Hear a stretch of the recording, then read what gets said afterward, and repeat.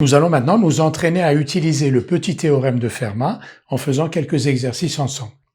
On nous demande de déterminer le reste de la division de A par B en utilisant le petit théorème de Fermat que je saisis l'occasion de vous rappeler. Si P est un nombre premier, si A est un entier naturel non divisible par P, alors A puissance P moins 1 est congru à 1 modulo P. Premier exercice, A égale 3 puissance 6, B égale 7. Donc on nous demande le reste de la division de 3 puissance 6 par 7. Évidemment, il n'est pas question de calculer 3 puissance 6, puis de regarder avec la calculette quel est le reste de la division par 7. La division de 3 puissance 6 par 7, c'est une application directe du petit théorème de Fermat. En effet, on va l'écrire, 7 est un nombre premier, 3 n'est pas divisible par 7,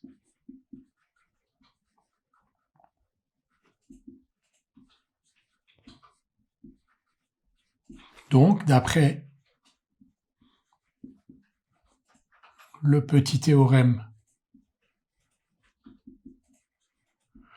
de Fermat, nous avons donc 3 puissance 7 moins 1 qui est congru donc à 1 modulo 7. 3 puissance 7 moins 1, c'est justement petit a, parce que c'est 3 puissance 6, et donc congru à 1 modulo b, qui est égal à 7. Le reste de la division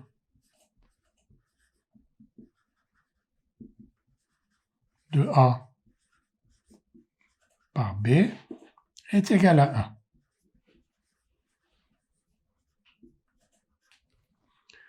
Nous allons dans la foulée faire un deuxième exercice, tout de suite.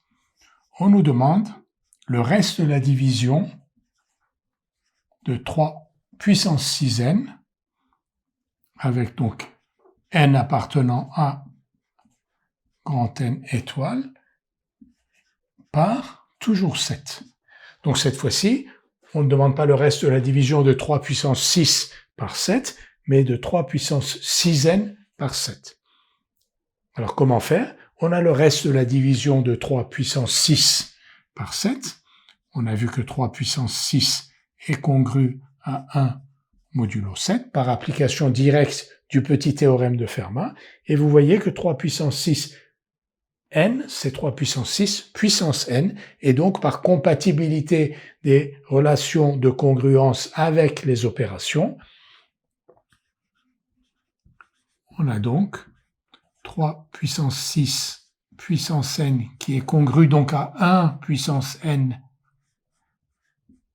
modulo 7, donc 3 puissance 6n est congru à 1 modulo 7. Et là aussi, dans cet exercice 2, le reste de la division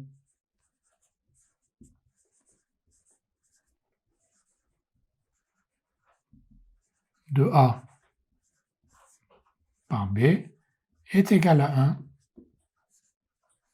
Là, donc, on a dû faire une résolution en deux étapes. D'abord, une utilisation directe du petit théorème de Fermat pour montrer que 3 puissance 6 est congru à 1 modulo 7. Et ensuite, on a élevé à la puissance n. 3 puissance 6n aussi est congru à 1 modulo 7. Et le reste de la division de 3 puissance 6n par 7 est donc égal à 1. Tout de suite, quelques autres exercices d'application directe.